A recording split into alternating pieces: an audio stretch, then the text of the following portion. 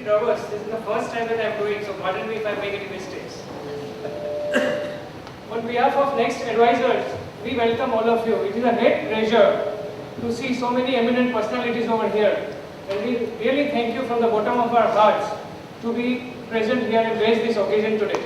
Oh yeah, in fact, Nikhil, I think we are delighted to have all of you, and in fact, we are fortunate to have almost the entire, it's so happy. We are so happy to see the entire industry coming over and supporting us. So this cause. So we just want to present to you what NextAdvisors is, and let me just start quickly. Let's look at what's happening in the industry. When you open your morning newspaper, what do you get to see? Or when you switch on a TV channel, this is what you get to hear about mutual fund industry. So, be it print or media or TV or maybe SMS in the morning, we get all negative news about the mutual fund industry. So how do we take on from here? What do we do? Yeah, so what is happening? Is it actually end of the road? Or it's the old, little chicken story where the sky is falling. Is really the sky falling, or what is happening? Yeah, see, we at NextAdvisors believe that present is full of challenges, but future is full of opportunities. Yeah. We thought, let's take it forward. That someone said that, bend in the road is not the end of the road unless you fail to make the turn. So can we actually look at, getting that turn right for the industry? I mean, it's just a small step, and as Lao Tse has said, a journey of 1,000 miles begins with a single step. So we try to take this single step forward. Absolutely.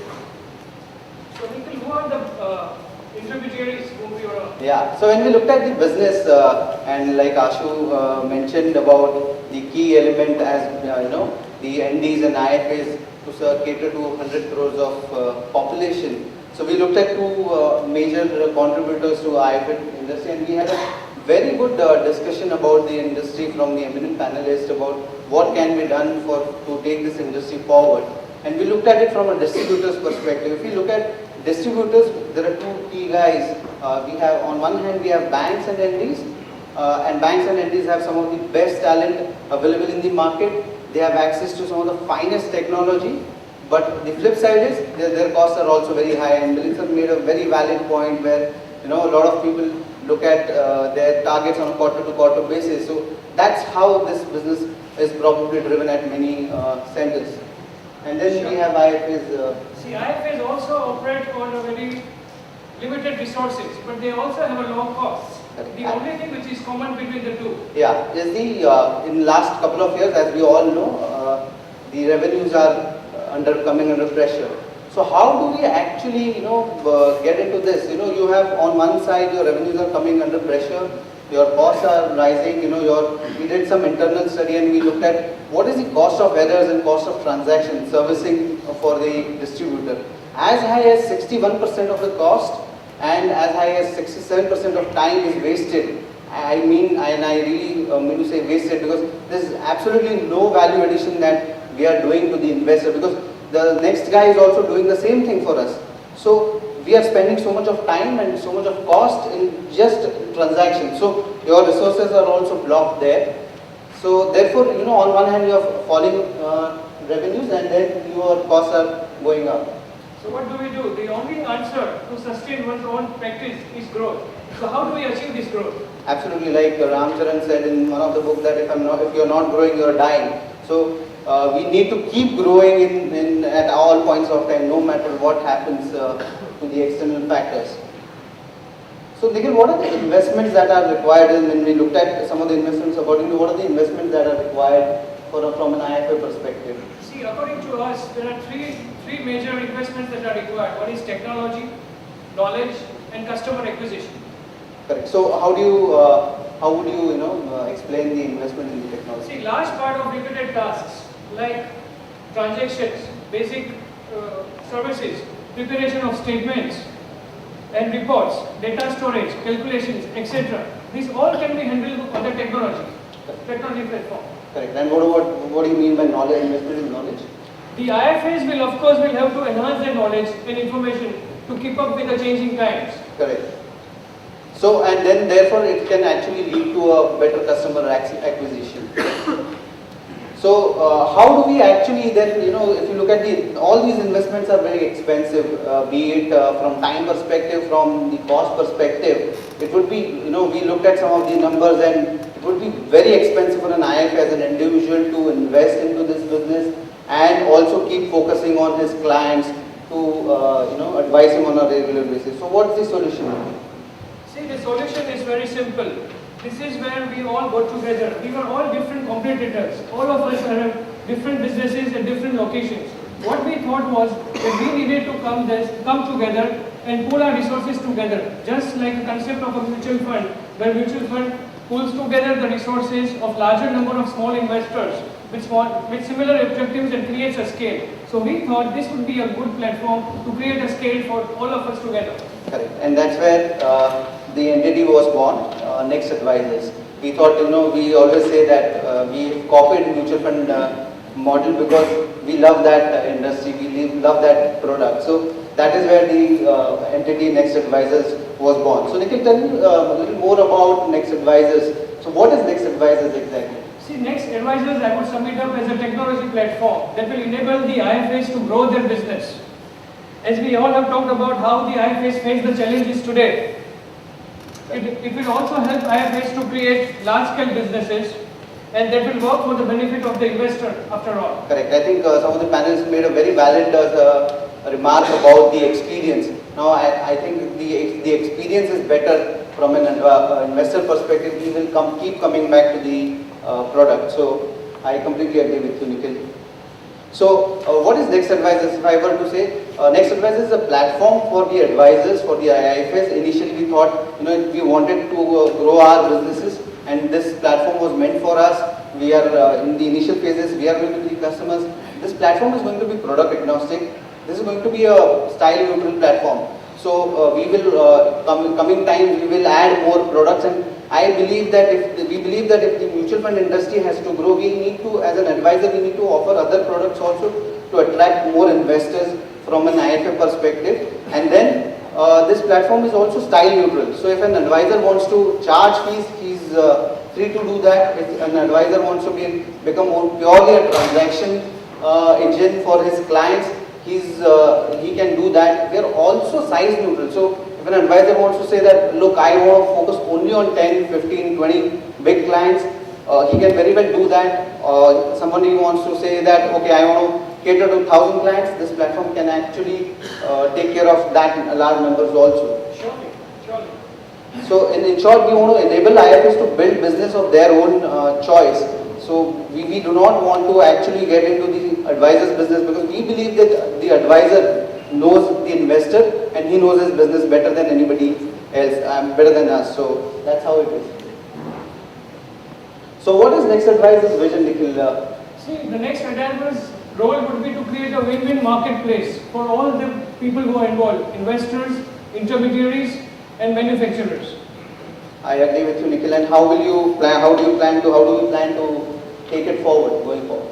See, in the first phase, it's a transaction platform. So what we plan to do is, the customer will be able to log in through the module, he will be able to buy, sell, do SIPs, redeem, everything can be done through this module. Yeah, exactly. And this will be done through the advisor's website. So it's purely a B2B platform. So we do not want it's not a B2C platform where a client can come into our website or transact. It is going to help the IFA to build his transaction platform and therefore get more, cut his time, because that's where we thought that, when we had a lot of discussions with a lot of operation heads, and the pain point is transaction. So if you could actually cut the cost and time on that, that is why the first phase is about the transaction platform. And if I may add, so IFAs will be able to improve their knowledge.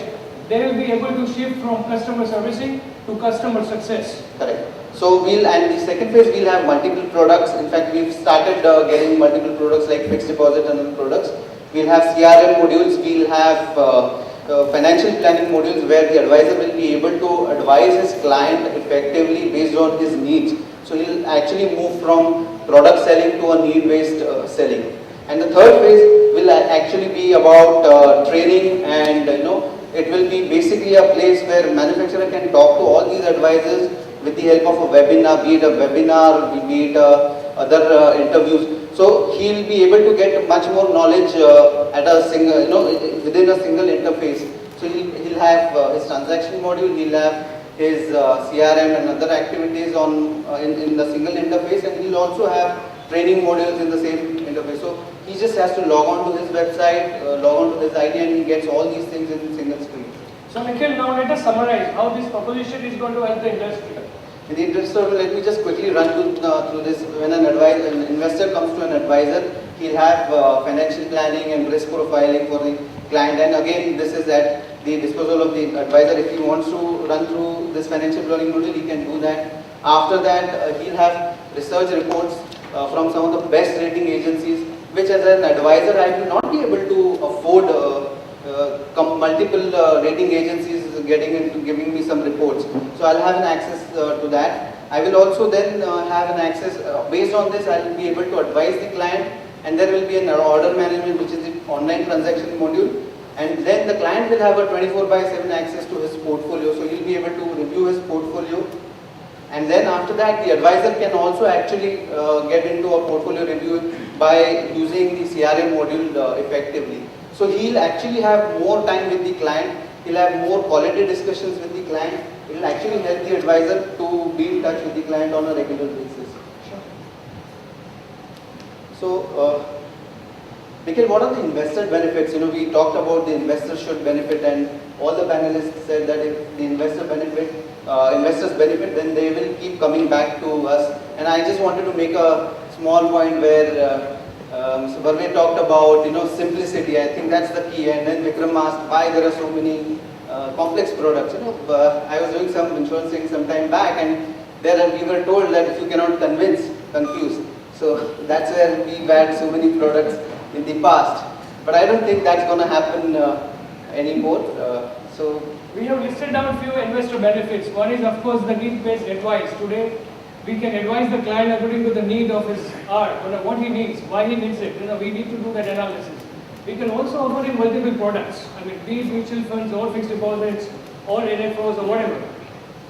Of course, this will also lead to paperless. If we do the transaction on the platform, it is going to save us a lot of paper. It's going to be error-free. There's going to be very less chance of any mistakes happening on the thing. And it's going to be, monitoring is going to become easy. It's going to be, servicing is going to be efficient, and it's going to be 24/7. He can either transact, he can view his portfolio. This is a win-win situation for an IFA. Correct. And what about IFA benefits? If I were to just list down some of the IFA benefits, it's the same, because we are trying to align the investor with the advisor, investor's interest with the advisor's interest. So he'll have all these benefits that a client would get. But Nikhil, I think you'll also have the compliance. We are trying to work on the compliance issue, where there will be more compliance in future as to why an advisor advise a particular client a particular product. So all these things can actually be digitalized in future, and then it will actually save the time and paperwork for the. Absolutely. One more point I would want to add, as Mr. Barve said just now, that IFAs are the backbone of the industry. And I think the NextAdvisors will be able to help strengthen this segment much better. Correct. So these are the key benefits that we thought are there on the IFA platform. But when we looked at this concept, and we realized that there are a lot of other platforms which are offering pretty much the same thing. So what's so different about this platform? Why should people join here? What are we offering which is different? Correct. I think the key things that I wouldn't have joined as I run and wealth management, I wouldn't have joined another platform. And we asked the same question to all of us, and we realized that the two key things that we wanted to give to the advisor was maintain his brand identity. This is purely a B2B platform, so it will actually help the advisor to maintain his identity. All the products, all the offerings will be white labeled in the advisor's name. We will actually not get into the creating another brand and confusing the investor, because investor is more comfortable dealing with one guy over a period of time. He doesn't want to get into too many people, and advisor has also put in 10 years, 15 years of his lifetime to build his brand. So we want to actually want the advisor to maintain his brand identity,